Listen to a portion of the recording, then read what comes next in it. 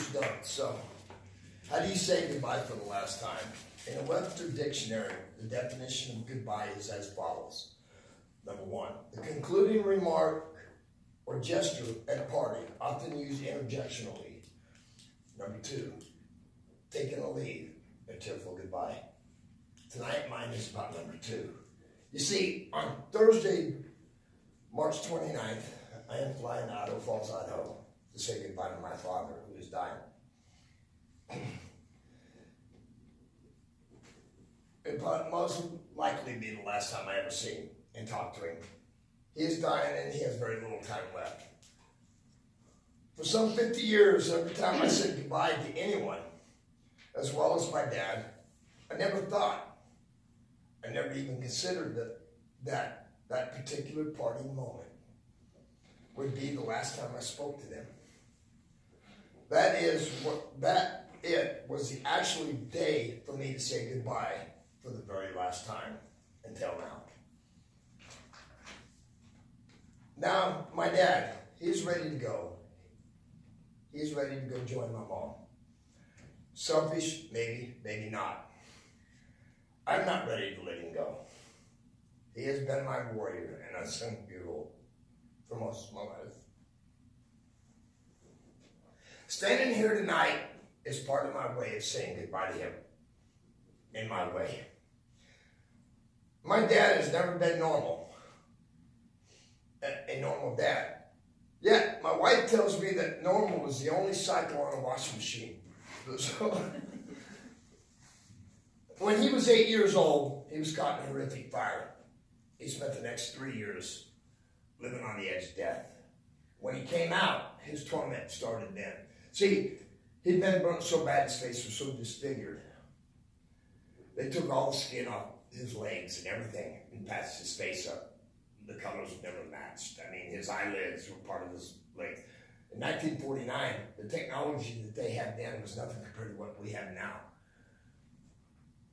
To fight your life for 3 years, to survive, to come out and be tormented is probably one of the most horrific things you ever encounter. But see, my dad, we would go places, people would gasp when they saw him. They called him a freak, they called him a monster. I mean, kids would cry and run to their parents. People talk behind his back. I remember one incident many years ago when I was a younger teenager. Me and my father had gone to the store to buy some groceries and stuff. And people would walk down the aisle, and then they'd bring somebody out, and they'd point. People would talk. We could hear them in the other aisle.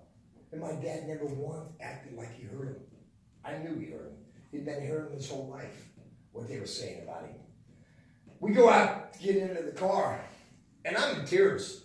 I mean, I don't know if it was frustration or hate towards them or pity for my father. And my dad noticed it. But see, my dad just was eating kill. And we get into the truck, and he says, "Son, what's wrong?" As we're driving down the road, I let it all loose. I've been holding it for so long. I said, "Dad, why do you let these people treat you this way? Why don't you stand up for yourself? And how come you're always so very happy?" He pulls to the side of the road. He says, "Son," says, I want to tell you something. In this world, there's always going to be people out there that try to knock you to your knees, knock you to the ground to make themselves feel taller, more powerful. He says, "I feel sorry for these people." He says, because their life must be so pitiful that they have to take their time out of their life to judge me. He said, "Son, buddy," I was called buddy when I was a kid. "Buddy, I love my life. I love who I am. It's my life to live. And it's my choice how I want to live it." And he says, "I want to be happy. I will not let somebody else decide how I live my life."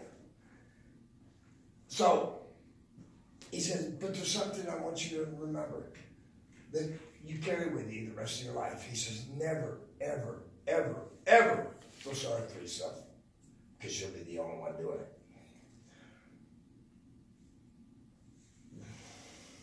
I carry these words with me for the whole rest of my life. I carry them with me now. My dad has a 9th grade education. In 9th grade, he left school to work in the potato fields in Idaho, helping his family. Never went back to school. Education didn't mean anything to him, which reflected on me because I quit high school in 11th grade, went on and got my GED.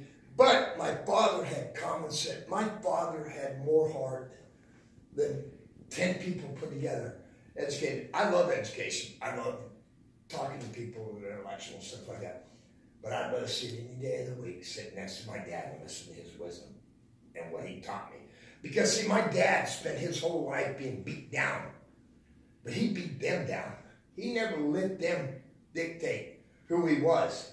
And I'm going to tell you, I'm going to be honest with you. I've let a lot of people dictate who I was.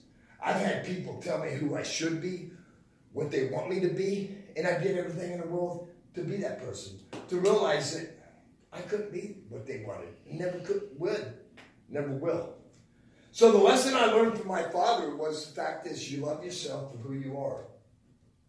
Do not let other people decide who you want to be. And don't let them tell you who you should be. Well, 4 years ago, I would have never been able to stand here tonight and talk to you. I had stage 3 throat cancer. I hadn't been able to speak in 6 months. My family thought it was crazy. Second of all, but I couldn't talk no more. They were devastated in the fact they had cancer. But they were so tickled to death that I couldn't talk because I couldn't put my foot in my mouth anymore. And I couldn't do my awful singing like I did at night, you know, because I thought I was Garth Brooks till the neighbors came over and asked me if I quit singing because I was scaring their kids at night. They wouldn't sleep. So anyway, but the thing is the whole time I had cancer. And then I beat it. I was able, my voice is different, but I beat it. And then I lost my leg. Most devastating thing that's ever happened to me in my life. I was a type A personality, very big into sports, and all of a sudden one day they tell me that we have to cut your leg off. I thought my life was over. But I kept coming back to what my dad said. Never feel sorry for yourself.